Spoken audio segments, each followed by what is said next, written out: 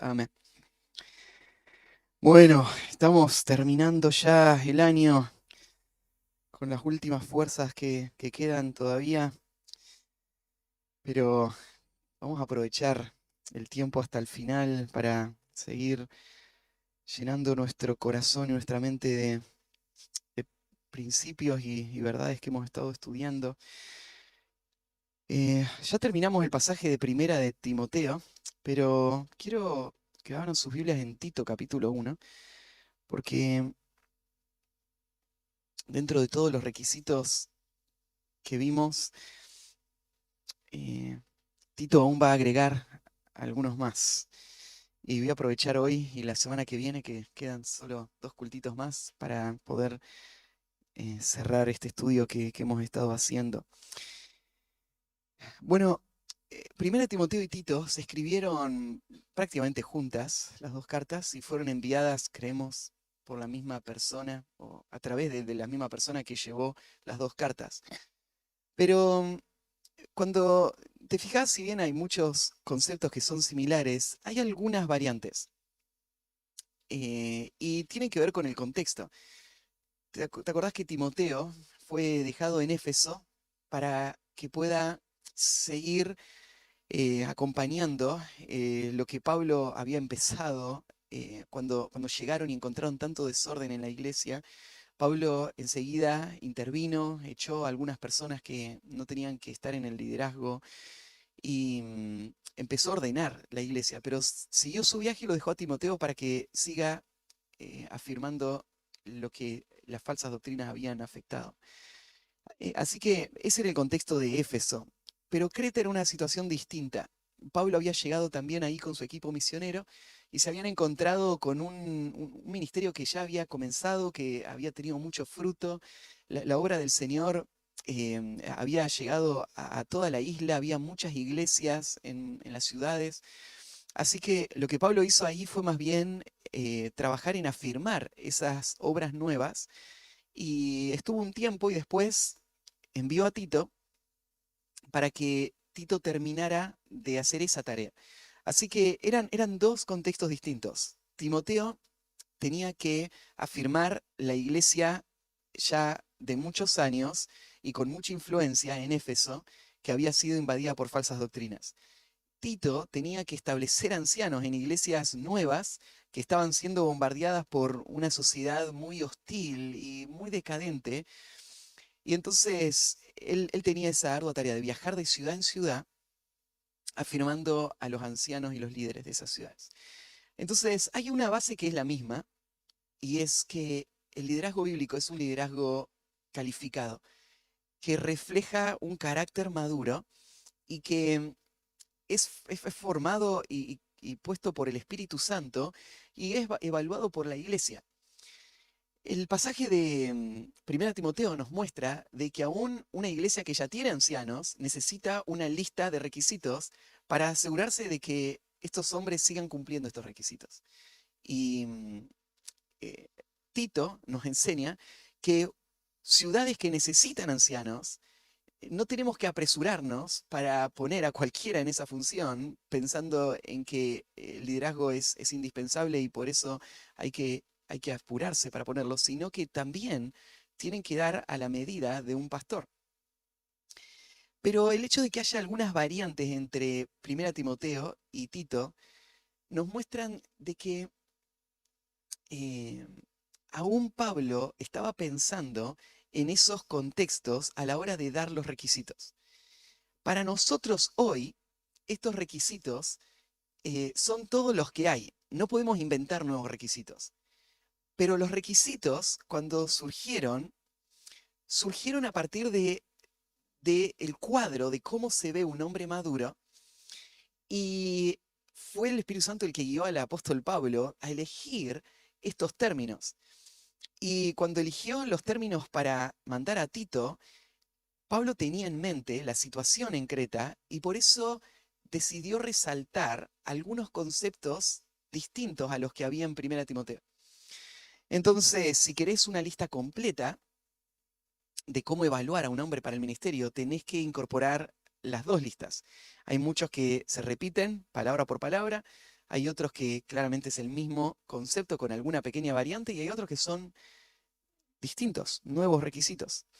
Así que leámoslo ahí en Tito 1, comenzando en el versículo 6, el versículo 5. Por esta causa te dejé en Creta, para que corrigieses lo deficiente y establecieses ancianos en cada ciudad, así como yo te mandé.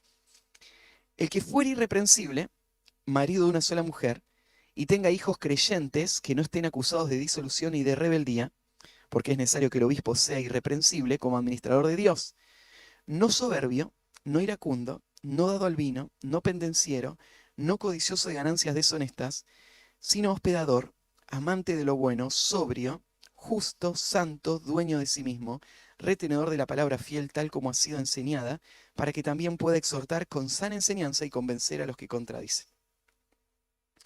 Los requisitos que habría que estudiar de forma más detallada y tal vez sacándolos puntualmente de acá de Tito, aparece primero en el versículo 7, no soberbio, y ese es el que vamos a mirar ahora, y después en el versículo 8, justo, santo, dueño de sí mismo.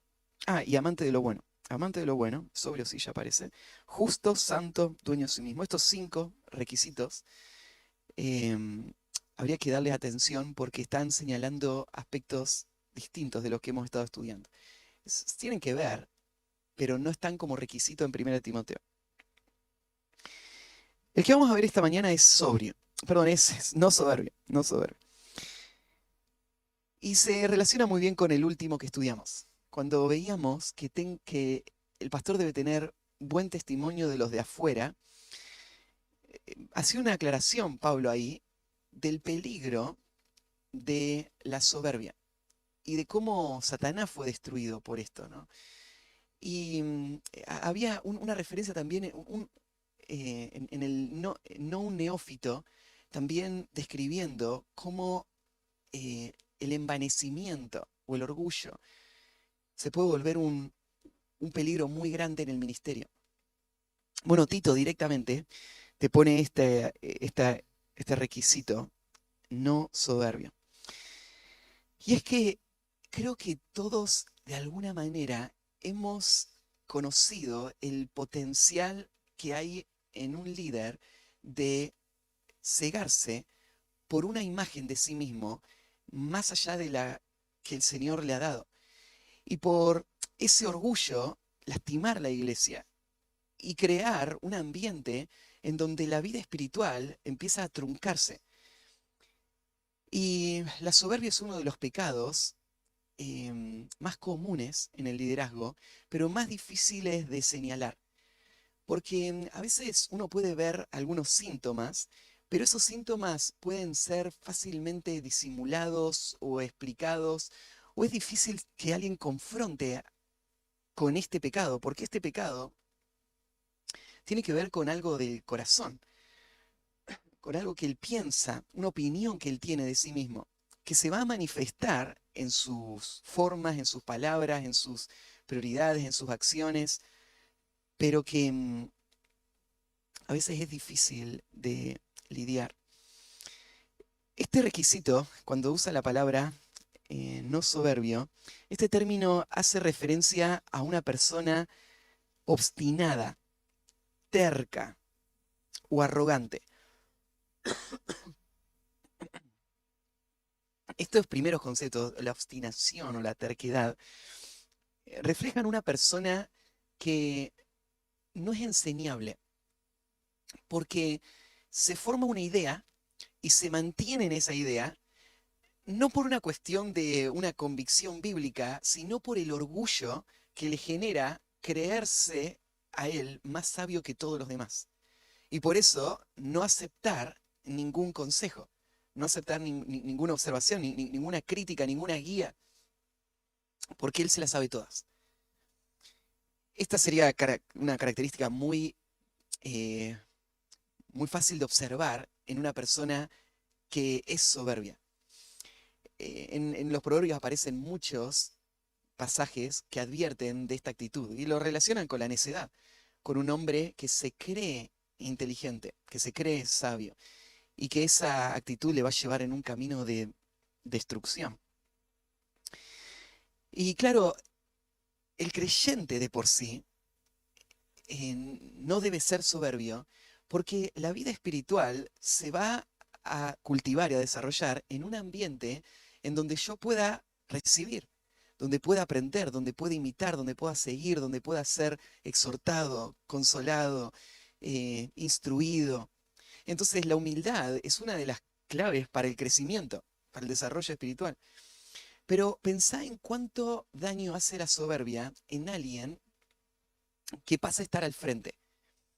Si estando bajo otros es difícil lidiar con el orgullo del corazón, estando por sobre otros, esto va a convertirse en una piedra de tropiezo que va a traer gran daño y destrucción.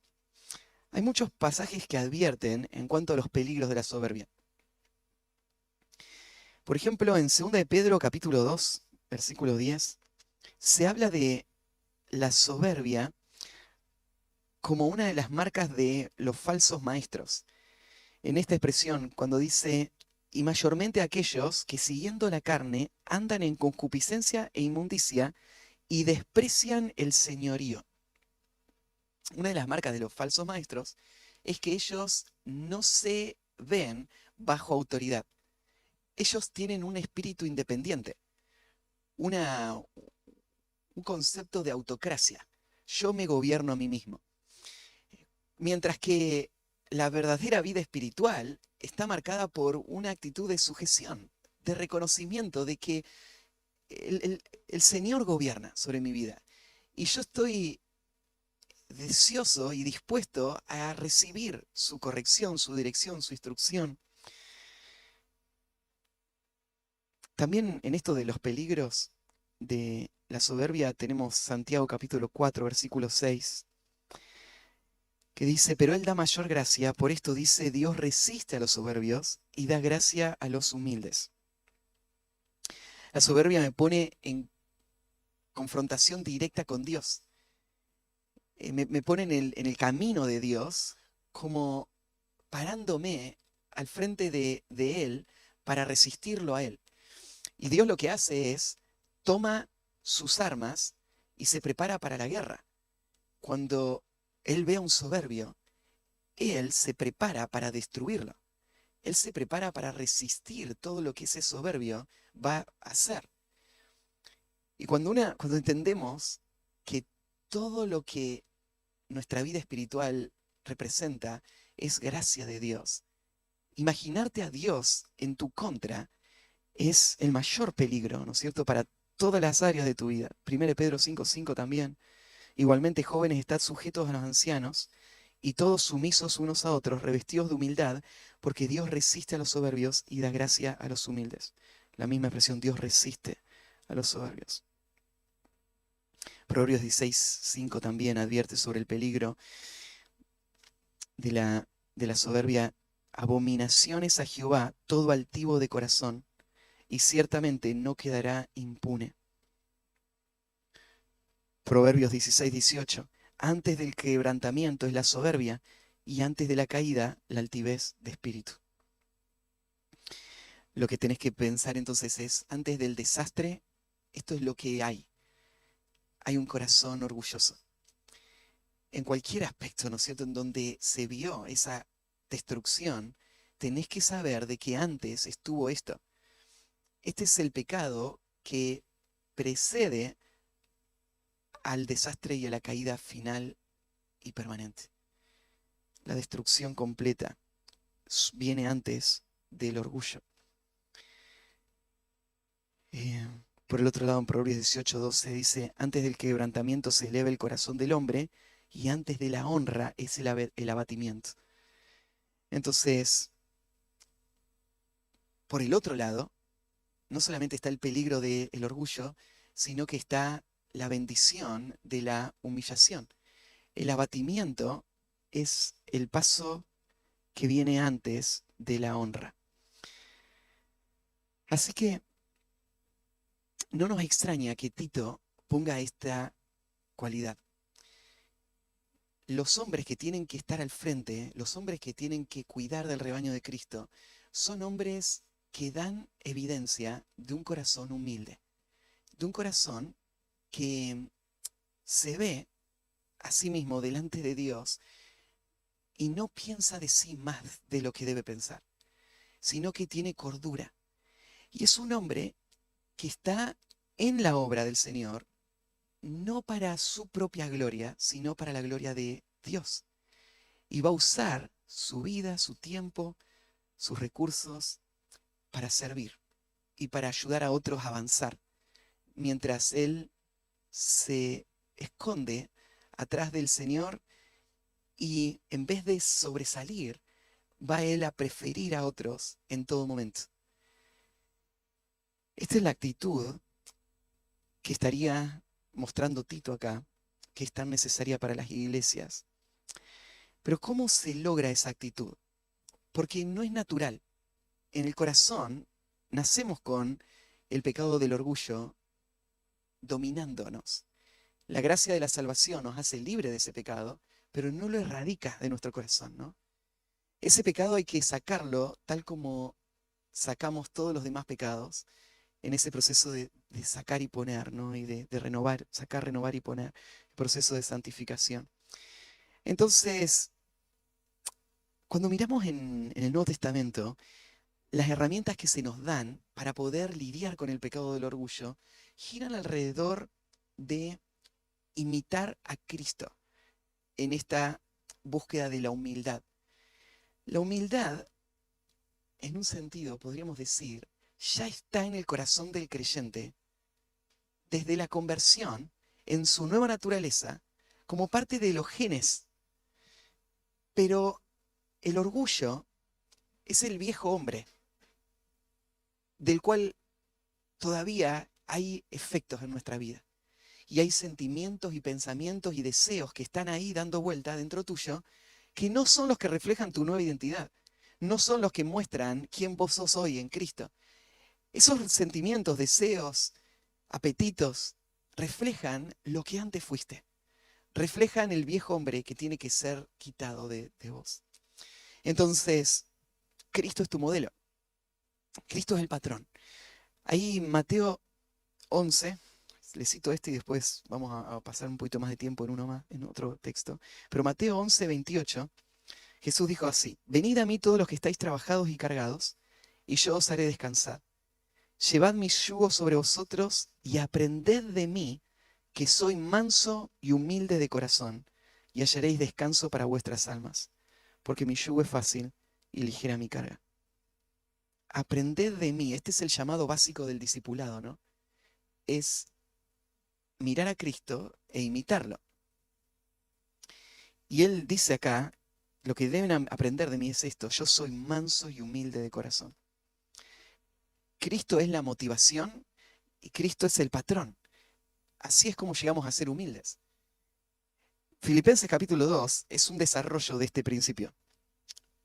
Es Pablo agarrando a Cristo y usando a Cristo como el ejemplo para hermanos que evidenciaban esta actitud soberbia. Filipenses 2, versículo 3. Vamos a leer hasta el versículo 11. Vamos a pasar unos minutitos acá.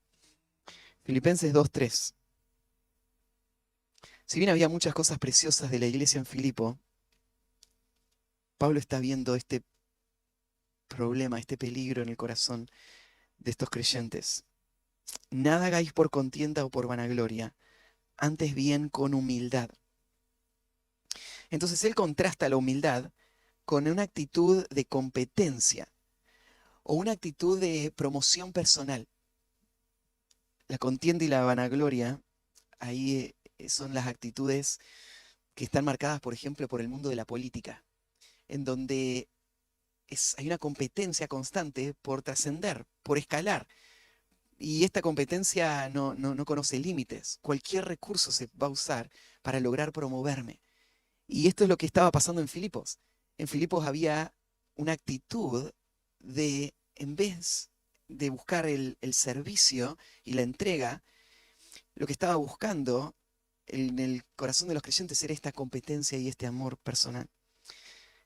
Cuando leemos todos estos pasajes, nos asombra ver cómo se parece el corazón del hombre en cualquier lugar donde vayas en el mundo, ¿no? Esto se escribió en un mundo totalmente distinto al nuestro, en una época distinta, en condiciones totalmente distintas, pero vos lo lees y te trae convicción, porque vos decís, esto es lo que yo vivo todo el tiempo. Esto es el viejo hombre que yo noto que está ahí adentro mío. ¿Y cómo lidio con eso? Bueno, a veces Pablo parece tan simple. Esperaríamos, ¿no es cierto?, tal vez encontrar un secreto o una lista de cosas que nunca escuchamos antes. Pero Pablo lo dice tan simple como, dejen de hacer esto y hagan esto. Para alguien sin Cristo, esto es algo imposible porque es esclavo del pecado. Para alguien con Cristo, ya hemos estudiado esto, ya no somos esclavos del pecado. Entonces, todos los pensamientos, deseos, sentimientos, acciones que tienen que ver con la soberbia en tu corazón pueden irse, pueden abandonarse. Vos no estás obligado a vivir de esta manera. El pecado no tiene poder sobre tu vida. Entonces Pablo lo dice de esta manera tan simple. Nada hagáis por contienda o por vanagloria. O sea, vos tenés que examinar tu corazón. Y cualquier cosa que vos estarías siendo tentado a hacer para lograr esa ventaja, tenés que decidir no hacerla. Y cortar de raíz ese, ese impulso de buscar tu promoción personal, haciendo de que nada vos hagas que te empuje en esa dirección. Lo contrario, entonces, con lo que lo vas a reemplazar es con la humildad. ¿Y qué es humildad? Te lo explica con las próximas expresiones. Antes bien, con humildad, estimando cada uno a los demás como superiores a él mismo. Vos tenés que cambiar tu forma de pensar en cuanto a tus hermanos. Lo que tenés que pensar de tus hermanos es que ellos tienen la prioridad, es que ellos son tu objetivo, es que ellos son tu preferencia, no tus intereses, sino el de tus hermanos. Ahora, esto es una decisión, no es algo que te pasa, sino es algo que vos decidís pensar. Humildad es una orden. Debemos hacer todo con humildad. ¿De qué manera? Cambiando nuestra forma de pensar en cuanto a nuestros hermanos, estimando a los demás como superior a nosotros mismos. Fíjate el versículo 4, no mirando cada uno por lo suyo propio, sino cada cual también por lo de los otros. Entonces, ¿qué sería mirar a otro y preferir a otro? Bueno, de forma muy práctica, sería lo que vos harías por vos mismo, eso hacerlo por otros. Porque te compara esto, ¿no? No mirando cada uno por lo suyo propio, sino cada cual también por lo de los otros. Entonces, mientras vos estás gobernado por el pensamiento de la contienda y la vanagloria, lo que haces, lo haces pensando en cómo eso te va a beneficiar. Ahora, pensar en el otro, lo que implica es estar pendiente todo el tiempo de pensar qué le va a beneficiar al otro, qué va a hacer que el otro pueda progresar, pueda avanzar, pueda crecer. Por si esto todavía no queda claro cómo se hace, hay un ejemplo en el versículo 5. Por lo tanto, haya pues en vosotros este sentir que hubo también en Cristo Jesús. Jesús es el ejemplo, lo que veníamos diciendo. Él es el patrón. Esto es vivir en humildad, es imitar a Jesús. ¿Qué vemos en Jesús? El cual, siendo en forma de Dios, no estimó el ser igual a Dios como cosa que aferrarse, sino que se despojó a sí mismo, tomando forma de siervo, hecho semejante a los hombres. Cuando vos pensás en cómo vivir tu vida, no viene este pensamiento naturalmente. Naturalmente lo que pensás es cómo alcanzar tus objetivos. Y todo esfuerzo y sacrificio tiene que ver con cómo eso impacta en tus intereses. ¿Qué sería vivir una vida totalmente desinteresada? Una vida en donde vos no necesitas nada, pero vas a entregarlo todo sin lograr o sin buscar ningún objetivo personal, sino que simplemente buscar el bien de otros que no merecen nada. Si vos te preguntás cómo sería vivir esa vida, acá está la respuesta, es Jesús. Eso es la definición de lo que hizo Jesús. Él siendo Dios y no dejando de ser Dios, pero siendo Dios, teniendo todo, ¿no es cierto? Él no se aferró a eso como una razón por la cual no entregarse por completo en el servicio de aquellos que estaban perdiéndose, sino que siguió este camino de contrario a lo que cualquiera pensaría. El camino en nuestra mente es, competencia, contienda y vanagloria, es de menos a más, ¿no? El camino de Cristo fue de más a menos. Fue el camino de siendo a tomando forma de. Claro, Cristo, sabemos en esta expresión, no está refiriéndose, Pablo, a que Cristo haya dejado, ni siquiera temporalmente, nada de todo lo que Él eternamente es. Pero lo que está diciendo es que la humillación de Cristo está reflejada en esta naturaleza humana que Él está tomando.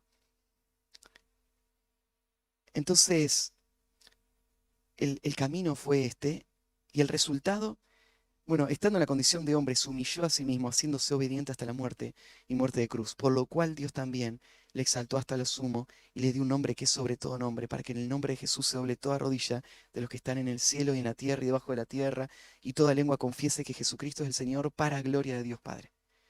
¿Por qué Pablo está contando esta última parte de lo que pasó con Jesús? Acordate, él le está hablando a los filipenses, diciéndoles que tienen que mirar a Cristo como el patrón y seguir el ejemplo de Cristo de humillación. Y esto es una actitud humilde.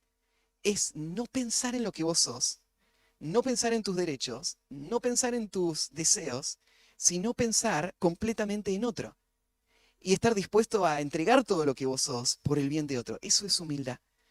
El corazón de la humildad es el enfoque donde está puesta mi atención y mis objetivos. Y Cristo puso ahí toda su atención en su objetivo. ¿Por qué te cuenta la última parte? La última parte te la cuenta Pablo para mostrarte en Cristo también un patrón. Mostrarte cómo Dios resiste a los soberbios, pero da gracia a los humildes. Y el mayor ejemplo de humildad de toda la historia no podía quedar sin la mayor recompensa de gracia y de fruto y de gloria de parte del Padre sin ser premiada. Y entonces Cristo se vuelve en el modelo de cómo Dios quiere que pensemos en cuanto a nuestra vida acá. Jesús advirtió en cuanto a las ambiciones en el liderazgo cristiano, cuando le dijo a sus discípulos, ustedes saben que en el mundo a los hombres les gusta ser tenidos por grandes y tener el reconocimiento y el respeto de todos. Pero entre ustedes no va a ser así, sino que el más grande entre ustedes, ¿qué va a ser? El servidor de todos. Así mide Dios la verdadera grandeza. Y la verdadera grandeza no es la que alcanza un hombre que la busca entre sus compañeros, sino que es la que Dios da por gracia a los hombres que se entregan en humildad para servir, como lo hizo el Señor con nosotros. Entonces, al final, la humillación de Cristo guió a la exaltación de Cristo. Y este es el principio que Pablo está enseñando acá. Esto es lo que es la humildad. La humildad es reconocer que es Dios el que engrandece. Es gracia, no es esfuerzo, no es mérito, no es mis cualidades personales, sino que es el Señor haciéndolo. Él da gracia a los humildes.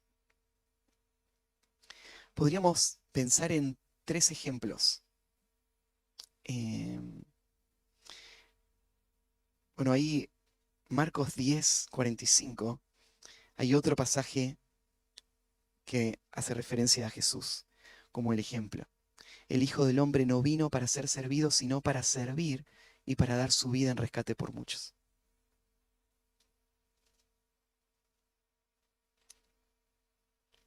No sé cuánto vos lográs valorar esta cualidad en una persona o en tu propia vida.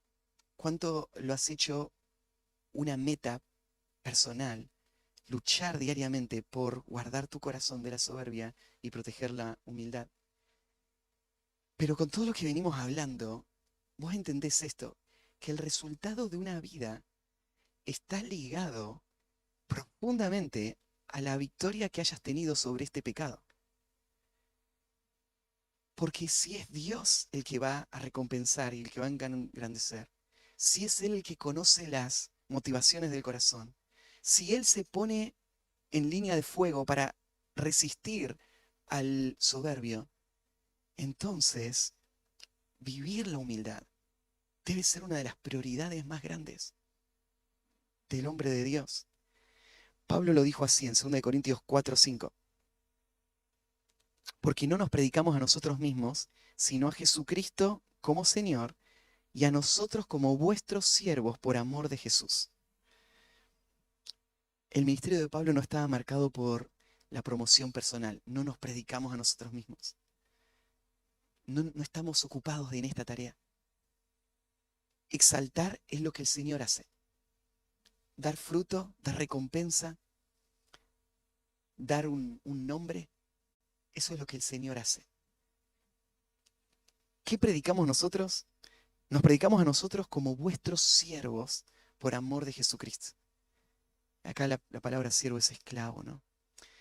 Nosotros somos esos solamente, sin ningún derecho, sin eh, ninguna razón para recibir gratitud o reconocimiento.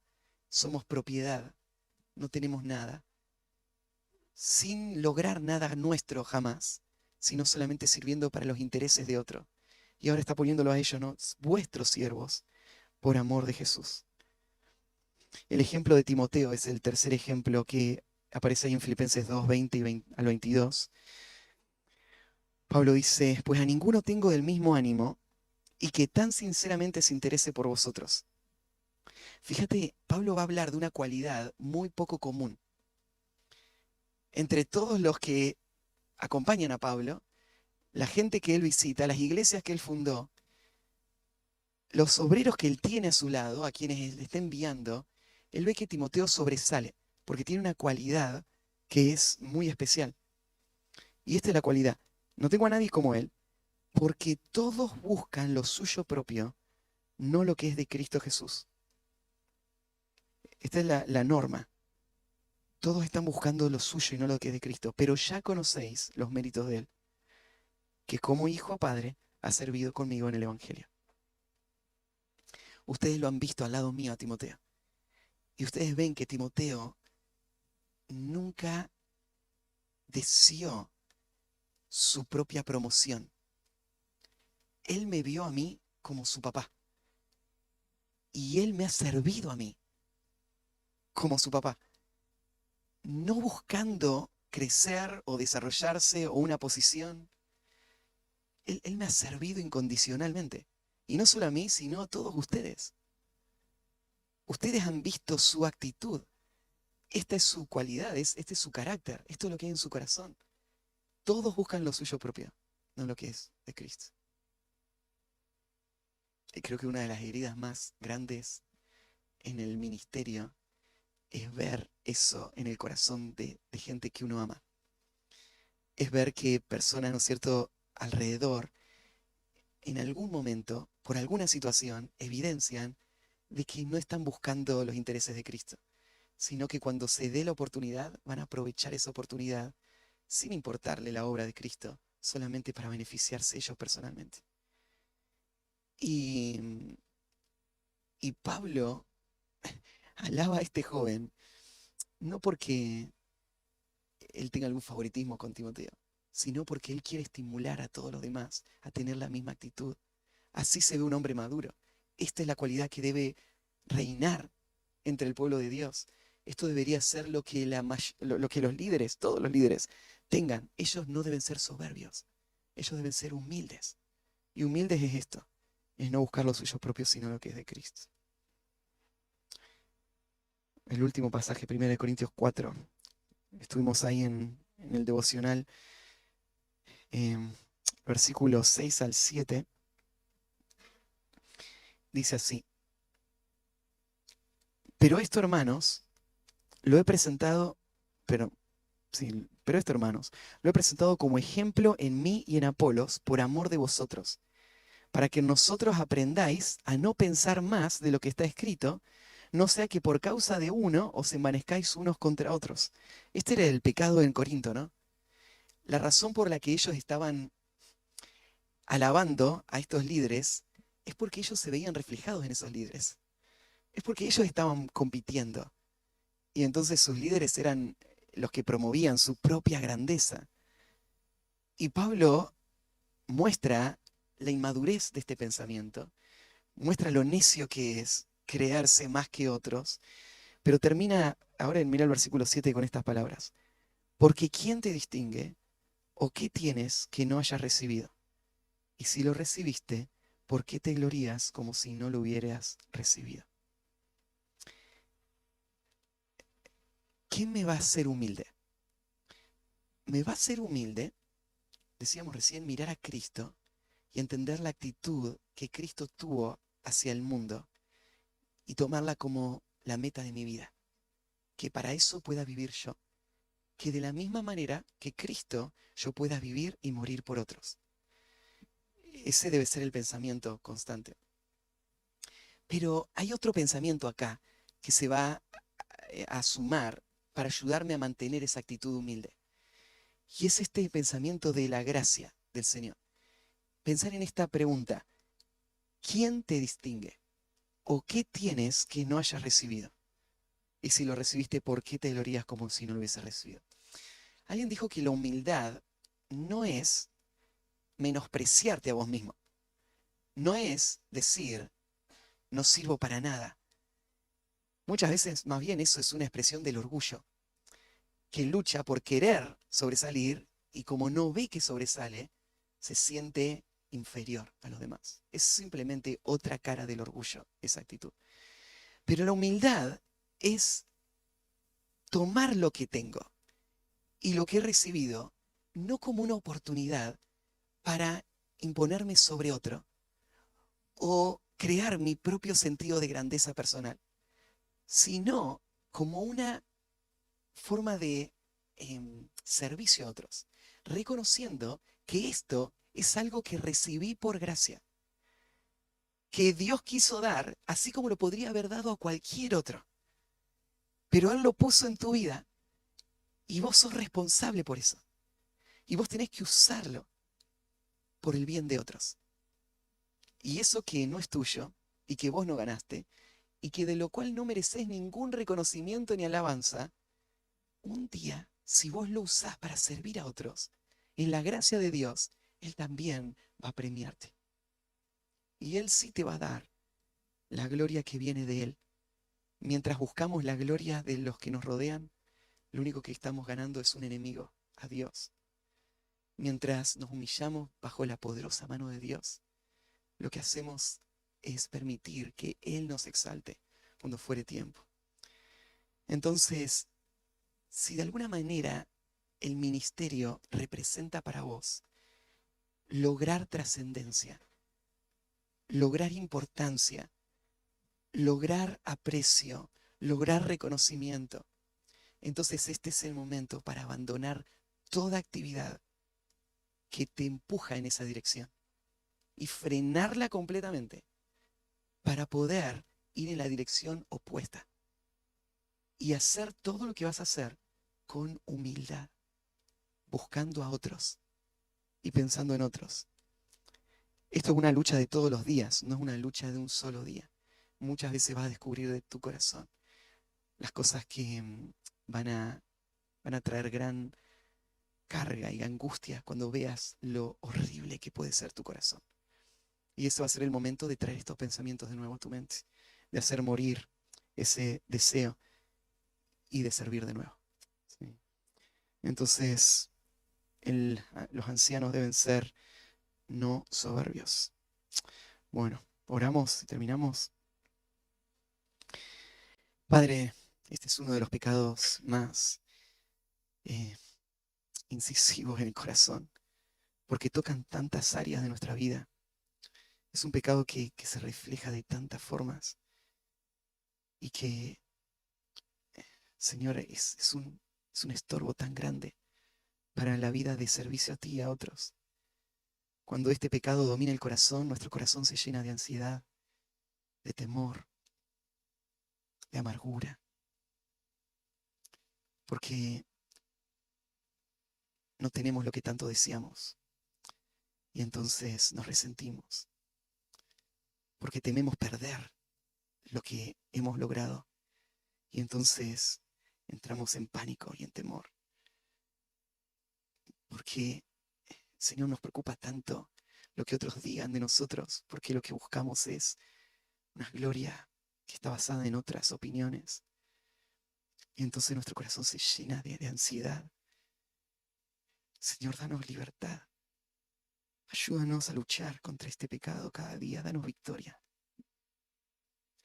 Y que la marca que evidencie nuestro compromiso con el servicio al Señor, a la iglesia, no sea las ambiciones personales, sino sea el deseo sincero de ver a otros crecer y avanzar.